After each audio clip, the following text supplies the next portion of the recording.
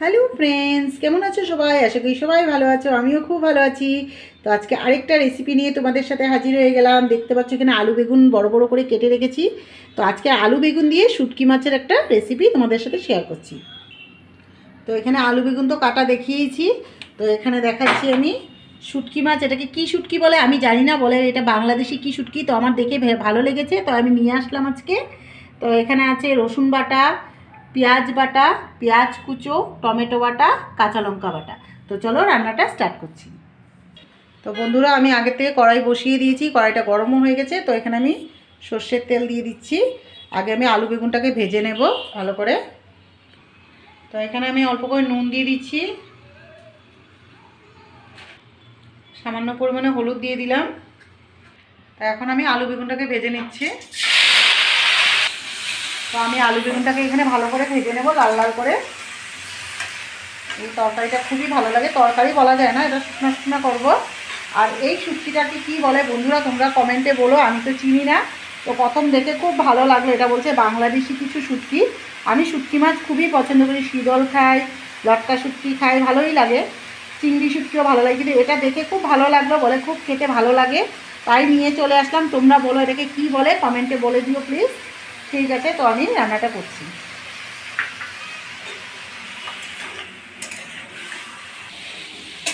তো বন্ধুরা দেখতে পাচ্ছ আমার ভাজা ভাজা হয়ে গেছে, আলু বেগুনটাকে ভেজে নিয়েছি ভালো করে। তো আমি এখন নামিয়ে নিচ্ছি আলু বেগুনটা। এখন আরও অল্প তেল দিয়ে দেবো এখানে। তো আমি শুটকি মাছটাকে 4-5 বার গরম জল দিয়ে ভালো করে ধুয়ে নিয়েছি, কেন এখানে অনেক বালু থাকে। তো এখন আমি ভেজে নেব শুটকি মাছটাকে। তো এটাকে অল্প ভাজবো, বেশি ভাজবো না। কিন্তু শুটকি মাছ যখনই বানাবেন বন্ধুরা ভালো করে ধুতে হবে গরম জল দিয়ে, কেন এটা ভীষণ নোংরা থাকে। ভালো করে না ধুলে এটা শরীরের জন্য খুবই ক্ষতিকর। তো আমি এটাকে ভালো করে 4-5 বার গরম জল দিয়ে ধুয়ে নিয়েছি, তারপরেই এটা আমি রান্না করছি। এখন আমার ভাজা ভাজা হয়ে গেছে, জাস্ট 1 মিনিটের মতো একটু ভাজবো। খুব সুন্দর গন্ধ বেরিয়েছে সত্যি বন্ধুরা, ভালোই লাগছে। এখন আমি নামিয়ে নেব। তো আমার শুটকি মাছটা ভাজা হয়ে গেছে, তখন আমার ওখানে ওই তেলেই আমি রান্না করব, বেশি তেল দেব না। এখন আমি কুচো পেঁয়াজ দিয়ে দিচ্ছি, আগে পেঁয়াজটাকে ভালো করে ভেজে নেব। পেঁয়াজটাকে একটু লাল লাল করে ভাজবো, তারপরে বাকি মশলাগুলো দিব। পেঁয়াজটা একটু লাল লাল ভাজা হলে ভালো লাগে, গন্ধটা সুন্দর আসে। একটু ভেজে নিই পেঁয়াজটাকে। তো বন্ধুরা দেখতে পাচ্ছ কি সুন্দর ভাজা ভাজা হয়ে গেছে। তো এখন আমি এক এক করে মশলাগুলো দিয়ে দিব। প্রথমে দেবো পেঁয়াজ বাটা। এখানে বড় চামচে আমি 2 চামচ পেঁয়াজ বাটা দেবো। শুটকি বলে কথা, শুটকিতে একটু পেঁয়াজ রসুন না হলে ভালো লাগে না বন্ধুরা। তো পেঁয়াজ বাটাটাকে একটু ভেজে নিচ্ছি। রসুন দিলাম 1 চামচের মতো, কাঁচা লঙ্কা বাটা 1 চামচ, টমেটো বাটা দিব 2 চামচের মতো। এখন এগুলোকে ভালো করে মিক্স করে নেব। আমি একটু লঙ্কা বাটাটা বেশিই দিয়েছি বন্ধুরা, শুটকি মাছ একটু ঝাল ঝাল ভালো লাগে খেতে, তোমরা তোমাদের ঝাল অনুযায়ী দিও। তো আমি একটু ঝাল পছন্দ করি, তোমরা জানোই আমি সবসময় একটু ঝালটা দিই, ভালো লাগে একটু ঝাল ঝাল খেতে। আমার মিষ্টিটা আমি এতটা পছন্দ করি না, তাই আমি একটু ঝাল ঝালই দিলাম, লঙ্কাটা বেশি দিলাম। প্লাস আরও কুচো লঙ্কাও দিব কিছু, তোমরা তোমাদের ঝাল অনুযায়ী দিও বন্ধুরা। তারপর আমি এক এক করে গুঁড়ো মশলাগুলো দিয়ে দিব। আগেও নুন দিয়েছি হলুদ বেগুনে, দেখেছো বেগুন আলুতে, এখন অল্প করে আর একটু দিয়ে দিচ্ছি। হলদি দিলাম 1/2 চামচের মতো, সামান্য পরিমাণে জিরের গুঁড়ো দিলাম, কাশ্মীরি লঙ্কা দিলাম 1 চামচ, কালারটা ভালো আসবে।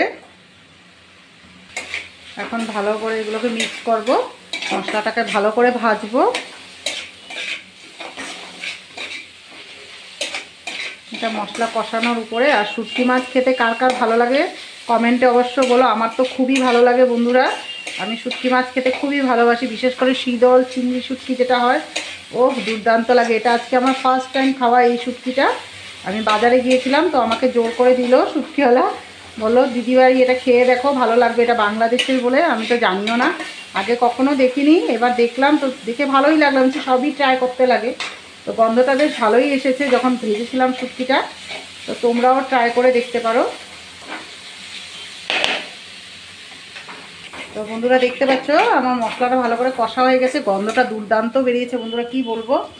তো এখন আমি আলু বেগুন যেটা ভেজে রেখেছিলাম ওটা আমি দিয়ে দিব, প্লাস শুটকিটা একসাথেই সব দিয়ে দিই। তা এখন আমি গ্যাসের আঁচটা কমিয়ে দিয়েছি, এটাকে ভালো করে মিক্স করব। তো বন্ধুরা দেখতে পাচ্ছ এটাকে ভালো করে মিক্স করব। একটু সামান্য পরিমাণে জল দেব, বেশি দেব না। এটা একদম শুকনো শুকনো খেতেই ভালো লাগে, শুটকি মাছ একটু ঝোল ঝাল খেতে ভালো লাগে না।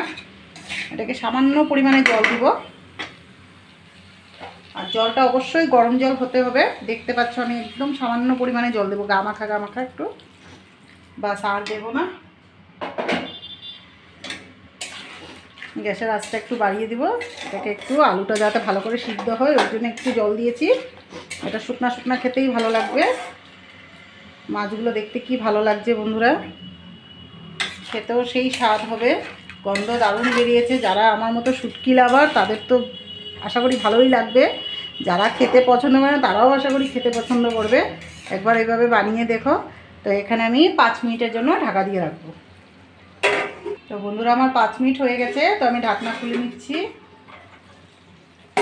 ওয়াও, খুব সুন্দর একটা কালার এসছে, দেখো বন্ধুরা, দারুণ লাগছে, খুবই সুন্দর হয়েছে। গ্যাসের আঁচটা একটু বাড়িয়ে দিই এখন।